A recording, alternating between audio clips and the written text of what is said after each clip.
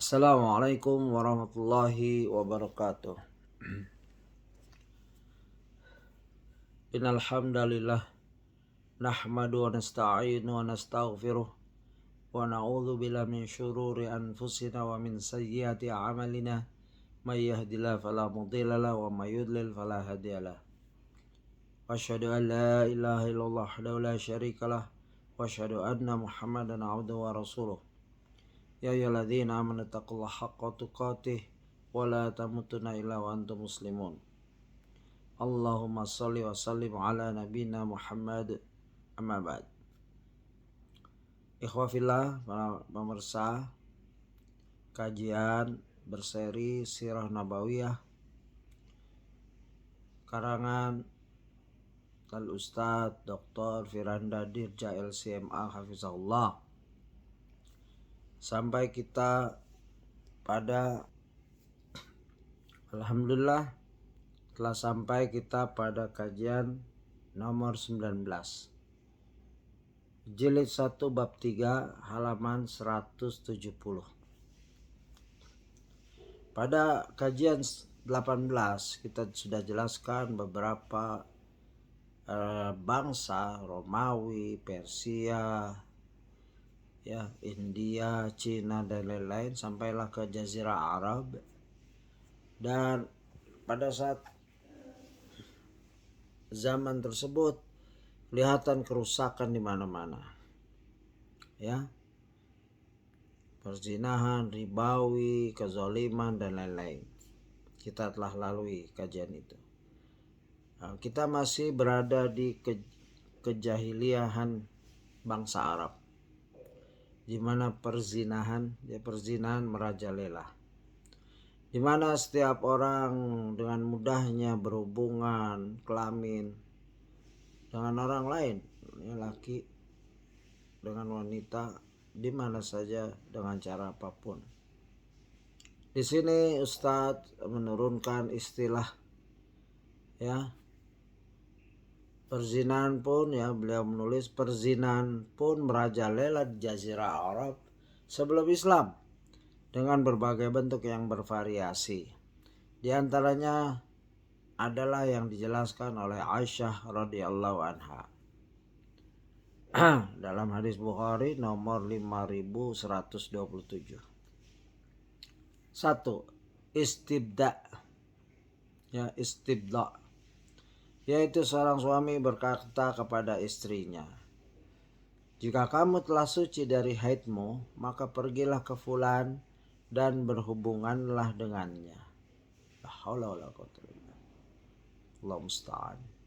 Ya, naudzubillah.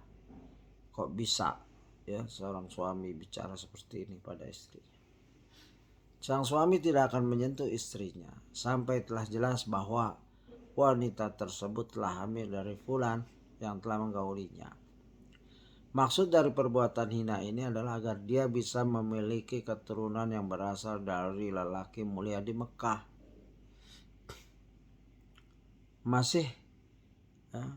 Masihkah tersisa kewibawaan? Ya, masihkah tersisa kewibawaan, kehormatan dan kecemburuan pada suami semacam ini? Naudzubillah min adallal, ya, min ad-dalal, begitu. Yang kedua, berkumpulnya sekelompok lelaki yang jumlahnya tidak melebihi 10 orang untuk menggauli seorang wanita. Nah, ini juga, jika wanita tersebut hamil dan melahirkan, maka dia akan kembali mengumpulkan seluruh lelaki yang pernah menggaulinya untuk kemudian menunjuk salah satu dari mereka untuk menjadi ayah dari anak yang telah dilahirkan. Jika sudah ditunjuk oleh si wanita, si lelaki tidak bisa menolaknya, ya. Satu wanita dikumpuli oleh 9 laki-laki, setelah hamil si wanita menentukan ayah anak ini adalah fulan bin fulan, begitu. Ini kesesatan, kebodohan. Ketiga, rumah-rumah zina. Para pelacur di zaman itu biasanya meletakkan bendera merah di depan pintu-pintu mereka, sebagai pertanda bahwa lelaki manapun yang menginginkannya boleh masuk dan berzina dengannya. Jika wanita tersebut melahirkan, maka dia akan mengumpulkan para lelaki yang pernah menggaulinya, lalu memanggil seorang kafah, orang yang ahli menentukan nasab dengan melihat kemiripan antara dua orang. Si kafah itu kemudian menunjuk ayah dari si anak dengan keahliannya, dan lelaki yang ditunjuk sebagai ayah tidak bisa menolaknya. Kebiasaan buruk mereka yang lain adalah menikahi bekas istri bapak mereka. Karenanya Allah Ta'ala, Allah Azza wa Jalla berfirman, وَلَا تَنْكِحُوا مَا نَكَحَ آبَاؤُكُمْ مِنَ النِّسَاءِ. Janganlah kalian menikahi bekas istri bapak kalian, kecuali yang telah terjadi pada masa lampau. Surat An-Nisa ayat 22.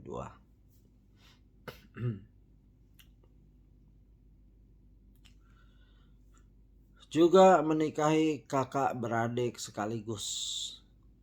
Karenanya Allah Ta'ala berfirman, wa an tajma'u bainal ukhtaini illa ma qad salaf.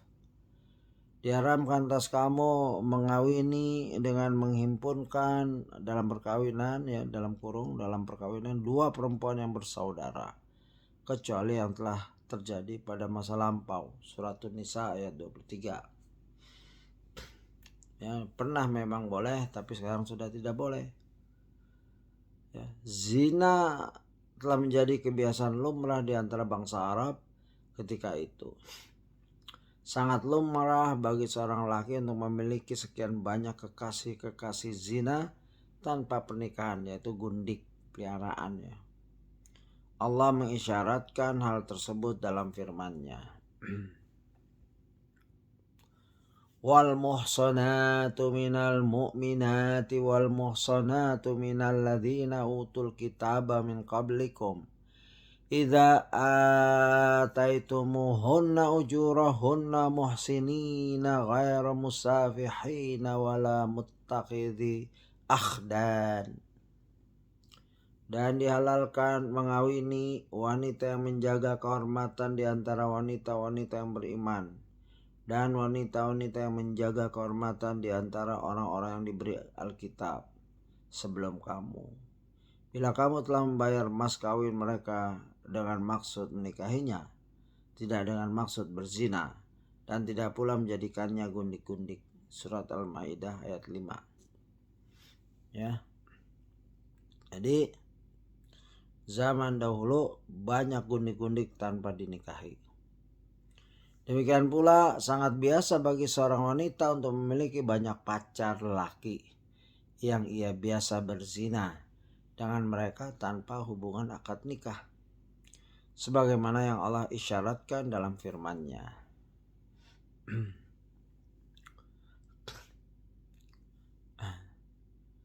Fankihuhunna biizni ahlihinna wa atuhunna ujurahunna bil ma'rufi muhsanatin ghaira musafihatin wala muttakhidati akhdan.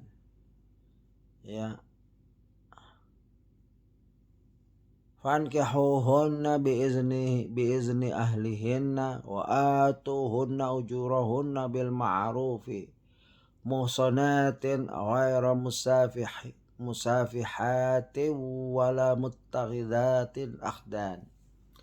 Kawinilah mereka dengan seizin Tuhan mereka, dan berilah mas kawin mereka menurut yang patut. Sedangkan wanita-wanita yang memelihara diri bukan penzina, dan bukan pula wanita yang mengambil laki-laki lain sebagai piaraannya. Jadi ada dulu wanita mengambil laki-laki sebagai peliharaannya tanpa nikah.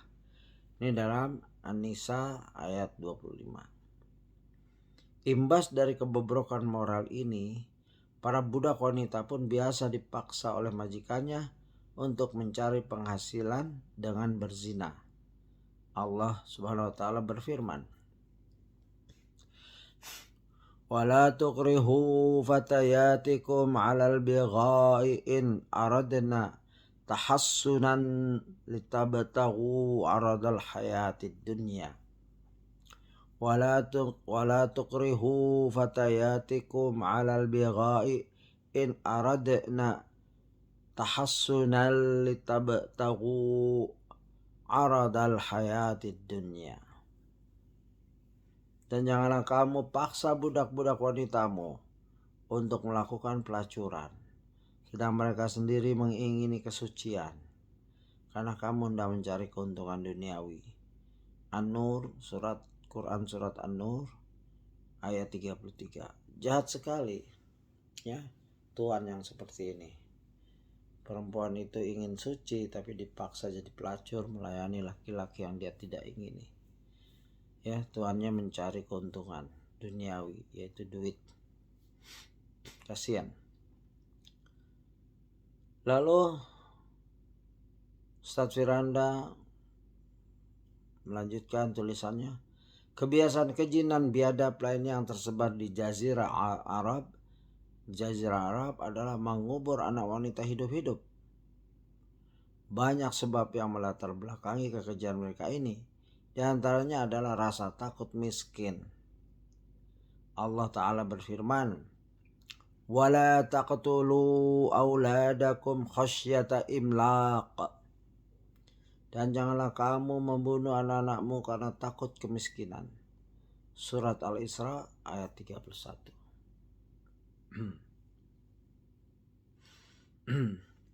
Terkadang mereka melakukannya demi menghindari celaan.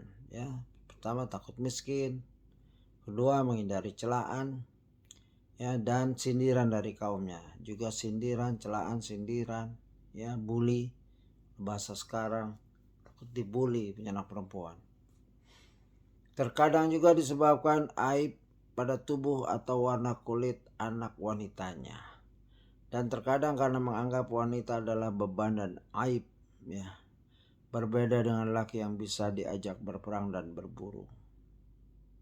Ya, mereka cenderung menghina anak perempuan dan cenderung memuji-muji anak lelaki.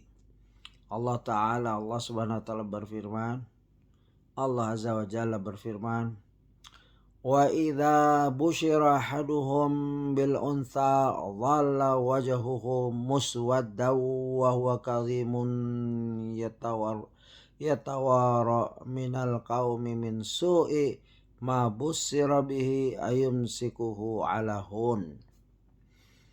Wa idza busyira ahaduhum bil untha dhalla wajhuhu muswaddan wa huwa kadhimun yatawara minal qaumi min su'i ma busyira bihi ayumsikuhu ala hun. Kalau diberi kabar kepada mereka bahwasanya anaknya perempuan, maka wajahnya hitam, ya, artinya malu, menahan kekecewaan, sembunyi dari kaumnya, ya, nggak pede, kecewa berat. Apakah dia bunuh atau dia tahan?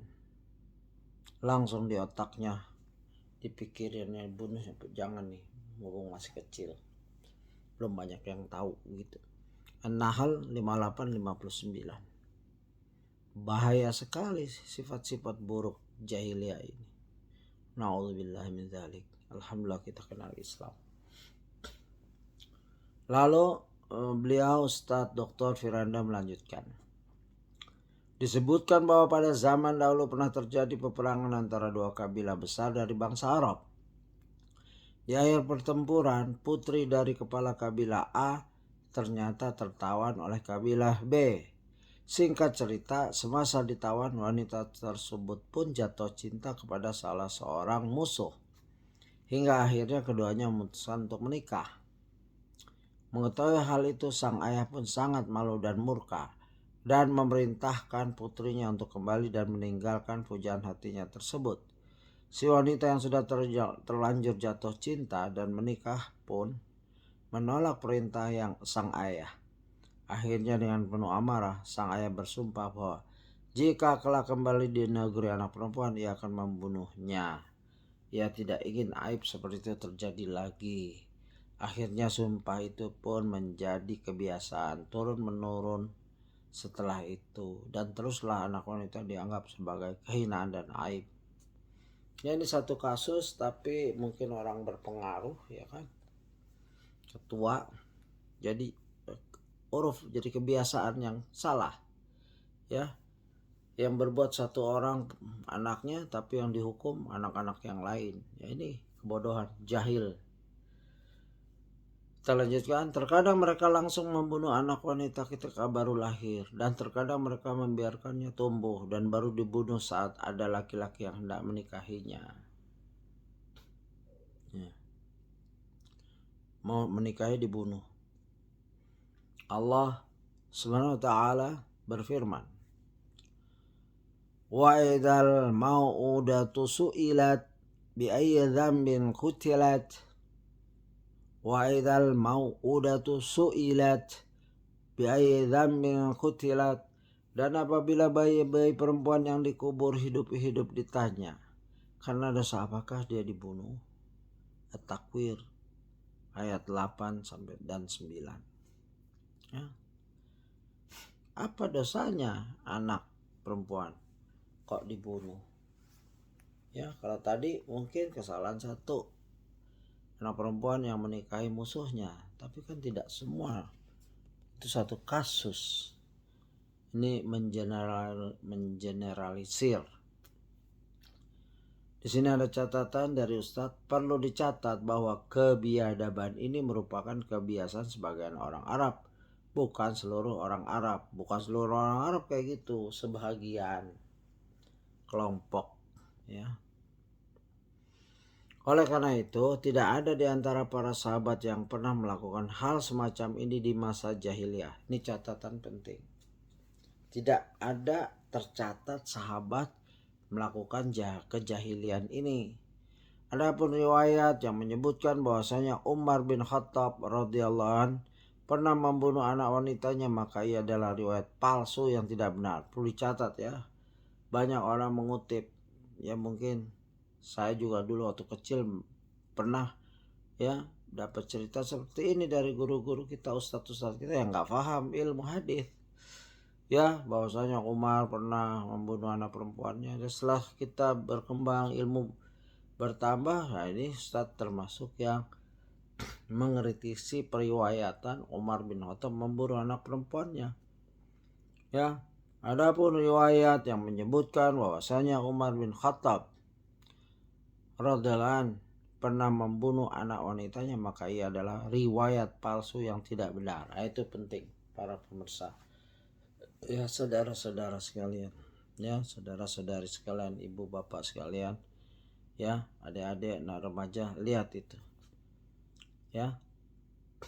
Jadi periwayatan harus diperiksa, apalagi marwah seorang sahabat, kehormatan seorang sahabat kita jaga. Lihat hadisnya benar apa enggak. Kalau benar, ya Allah sudah maafkan sejak Islam, sudah dosa apapun dimaafkan. Tapi kalau tidak benar, ya memang, ya, salah sahabat itu kadang terjaga sebelum Islamnya dan apalagi setelah Islam. Sangat disayangkan ternyata anggapan sesat semacam ini masih terwariskan sampai sekarang. Kita dapati sebagai kaum muslimin merasa jengkel jika istrinya melahirkan anak perempuan. Bahkan sampai memarahi istri yang telah melahirkan seorang perempuan. Bahkan ada yang sampai menceraikan istrinya karena selalu melahirkan anak perempuan. Ini kejahiliahan seperti ini masih ada. Sisa-sisanya, asarnya ada. Masa istri melahirkan anak perempuan dimarahin? Memang dia bisa mesen, ya, sudah yang menyetubui dia. Istri mengandung 9 bulan, melahirkan anak perempuan, dicemberuti. Ya, itu gak boleh, ini zalim nih. Ya, laki-laki suami yang seperti ini gak pantas dia, ya, bertobat. Itu anaknya, ya, urus sama seperti anak laki-laki. Anak perempuan, bahkan banyak nanti hadis-hadis tentang kemuliaan memelihara anak perempuan 2 dan lain-lain, ya, sebagai jaminan jannah kalau soleh sampai nikah dan lain banyak lah. Nanti mungkin Ustadz akan menurunkan hadis-hadis itu. Tapi yang jelas jika ada perasaan seperti benci kalau punya anak perempuan, hati-hati ya, tobat ya. Walaupun mungkin Allah takdir ada memang keluarga yang perempuan pertama, kedua, ketiga, keempat, kelima, keenam perempuan, saya sudah terima takdir karena Allah Maha tahu ya anak yang terbaik untuk kita. Syukuri ya, didik yang baik itu jannah insyaallah. Kita lanjutkan tulisan Ustadz. Adapun pandangan Islam terhadap anak wanita, maka sebagaimana yang disabdakan oleh Rasulullah SAW. Mari kita dengar tentang indahnya ajaran Islam ini, ya, terutama memandang wanita. Ya, kita mempunyai surat An-Nisa, surat tentang wanita, ya, nggak ada tentang laki-laki. Coba kita dengar hadisnya, man ala jariyataini hatta tablugha jaa yaumal qiyamati ana wa huwa wa dhamma asabi'ahu. Sudah. Ini hadis-hadis mulai diturunkan tentang kemuliaan yang mempunyai anak perempuan. Hadis itu menyatakan barang siapa yang berhasil mengasuh dua anak perempuan dengan baik hingga keduanya balik, maka dia akan datang berdampingan denganku pada hari kiamat kelak. Begitu ya, di situ Rasulullah menyatakan dekatnya Rasul dengan orang ini yang punya anak perempuan, dididik dengan baik sampai balik ya. Hadis ini hadis riwayat Muslim nomor 2631 itu. Kemudian di antara kebiasaan buruk bangsa Arab lainnya adalah mudahnya mereka untuk saling berperang. Acap kali hanya karena masalah sepele meletuslah peperangan antara mereka. Ini bahaya ini. Masalah kecil ya kecilkan saja, masalah besar kecilkan. Ya, masalah kecil ya udah, anggapnya nggak ada masalah. Ya, kalau orang punya pasukan gitu, bentar-bentar mau perang, menunjukkan kekuatannya, gitu. Itu bahayanya punya pasukan tapi nggak ada iman. Kita lanjutkan. Di antara yang disebutkan oleh ahli sejarah adalah perang Al-Busus. Perang saudara ini terjadi perihal pertikaian seputar seekor unta antara Bani Bakar dan Bani Taghlib. Yang keduanya, yaitu Bakar dan Taghlib, adalah putra dari Wa'il. Ini bersaudara ini. Dikisahkan bahwa pemimpin Bani Bakar memukul seekor unta milik seorang wanita dari Bani Taghlib, yang kemudian menyebabkan unta tersebut mati. Si wanita tersebut pun marah dan marahlah seluruh sukunya bersamanya. Akhirnya terjadilah peperangan antara kedua suku ini selama 40 tahun yang telah memakan korban ribuan jiwa hanya gara-gara seekor unta. Dinamakan dengan perang Al-Busus karena nama wanita pemilik unta itu tersebut adalah Al-Busus. Ajib. Lihat Al-Kamil fi Tarikh li Ibnil Athir, ya, jilid 1 halaman 410-412. Begitu Ustadz mengutip cerita ini. Al-Busus, peperangan Al-Busus, gara-gara wanita. Bukan wanitanya lagi yang dipukul, cuma otaknya. Ontak seorang wanita. Kalau wanitanya mungkin ya, wanita dibunuh, ini ontak gitu. Jadi perang 40 tahun lamanya, ya, setengah abad kurang. Ajib. Dan ribuan, ya, di sini beritanya, ya, 1000 korbannya, ribuan jiwa gara-gara ontak satu. Ini kan gak masuk akal. Ini kalau bukan setan siapa lagi? Setan jin, setan yang berbentuk manusia. Na'udzubillah min dzalik. Peperangan lainnya yang sejenis adalah perang Dahis wal Ghabra. yang berawal dari pertikaian seputar 2 ekor kuda. Dais adalah kuda pacu milik Qais bin Zuhair, sedangkan Al-Ghabra adalah kuda pacu milik Huzaifah bin Badar. Dikisahkan bahwa pada suatu ajang balapan, Huzaifah bin Badar meminta sekelompok orang untuk mencederai Dais jika ia mendahului Al-Ghabra. Tatkala Dais hampir mencapai garis finish, mereka pun memukul wajah Dais hingga ia tersungkur jatuh. Akhirnya menanglah Al-Ghabra milik Huzaifah bin Bakar. Setelah perlombaan selesai, terjadilah peperangan antara kabilah 2 pemilik kuda tersebut, yaitu kabilah Abas dan Zibian, yang memakan korban ribuan jiwa. Ini berita dalam Ar-Raud Al-Unuf, buku jilid kedua halaman 36. Begitu Ustaz Firanda mengutip. Aneh kan? Gara-gara pacuan kuda perang. Korbannya ribuan lagi di sini beritanya seperti itu.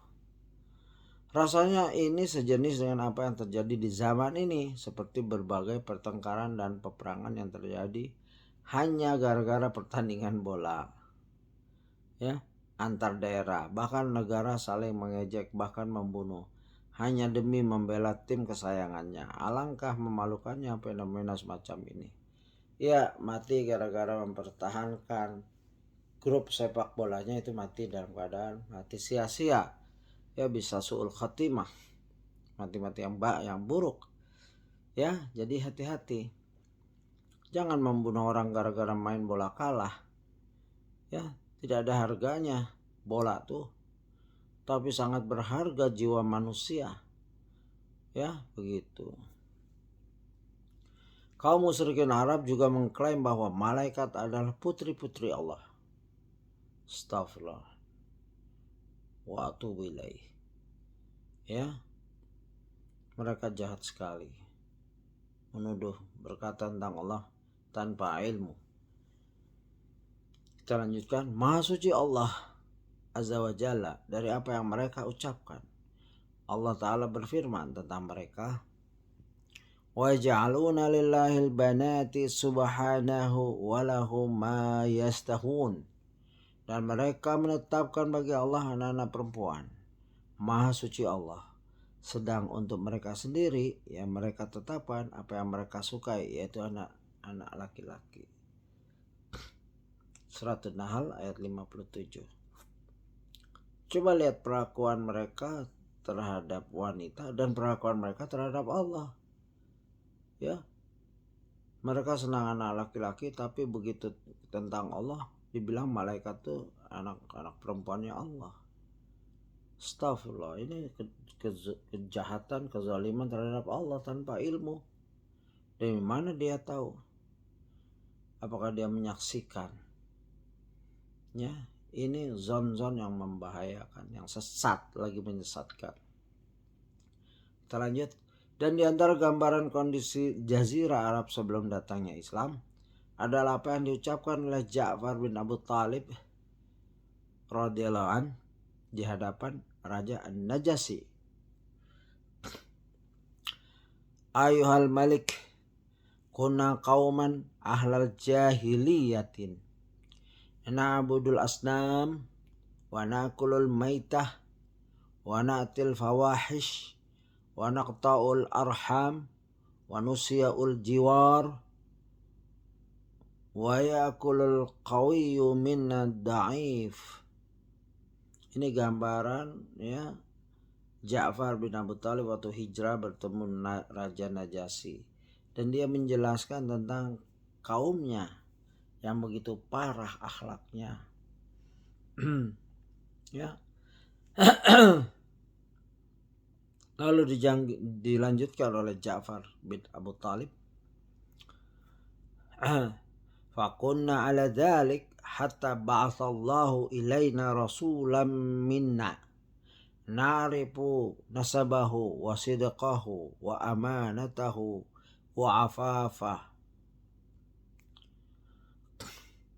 fada'ana ila Allah linuwahhidahu wa na'budahu wa nahla'a ma kunna na'budu nahnu wa aba'una min dunihi minal hijarati wal awthani wa amarna bisidqil hadith wa ada'il amanah wa silaturahim wa husnil jiwari wal kaffi 'anal maharimi dima'i wa nahana 'anal fawahish wa qawli zur wa aqli malil yatim wa qazafil muhsanat wa amarna an na'budallah wahdah la nusyriku bi syai'an wa amrana bis salati waz zakati was siyam fa'addada alaihi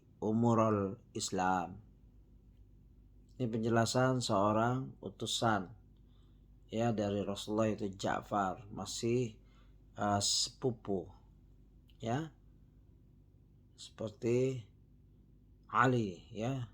Ja'far ini saudaranya Ali bin Abi Thalib. Apa ucapannya? Wahai raja ya, beliau radhiyallahu an di hadapan raja An-Najasyi, raja Habasyah atau Ethiopia sekarang. Wahai raja, dahulu kami adalah bangsa jahiliyah. Ya, kata-kata jahiliyah disebutkan di sini ya oleh Ja'far.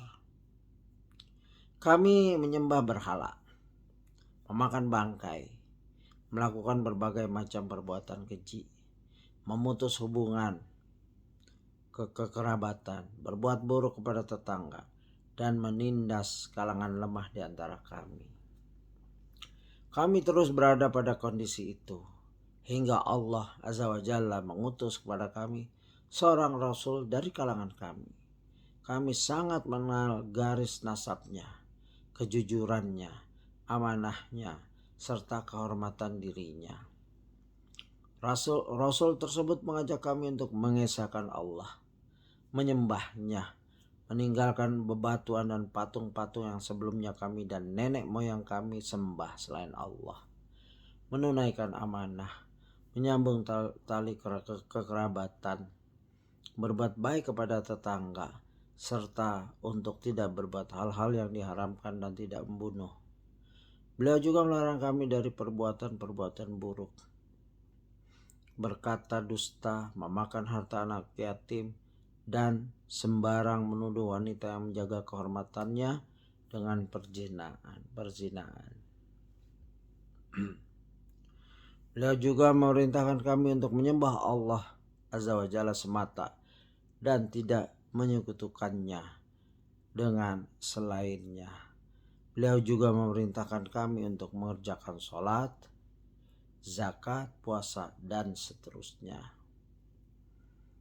Ya, demikian potongan dari ucapan Ja'far radhiyallahu anhu di depan Raja Najasyi rahimahullah.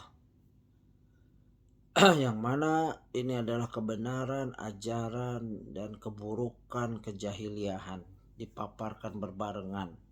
Ya, ini suatu penjelasan yang sangat jelas, bayan bagi orang yang ingin tahu informasi. Ya, begitu seharusnya kita jelaskan keburukan, jelaskan kebaikannya. Ya, kita lanjutkan ke kajian nomor 20 insyaallah. Semoga bermanfaat untuk diri kita dan keluarga dan seluruh masyarakat Islam. Dan juga kita berdoa kepada Allah untuk penulis ya yang telah mencurahkan perhatian ya dengan karyanya ini, yaitu Ustadz Dr. Firanda Dirca LCMA. Ya, semoga Allah berkahi usia, anak, keluarga, dan hartanya di jalan Islam. Subhanakallah wa bihamdika asyhadu an la ilaha illa anta astaghfiruka wa atubu ilaik. Assalamualaikum warahmatullahi wabarakatuh.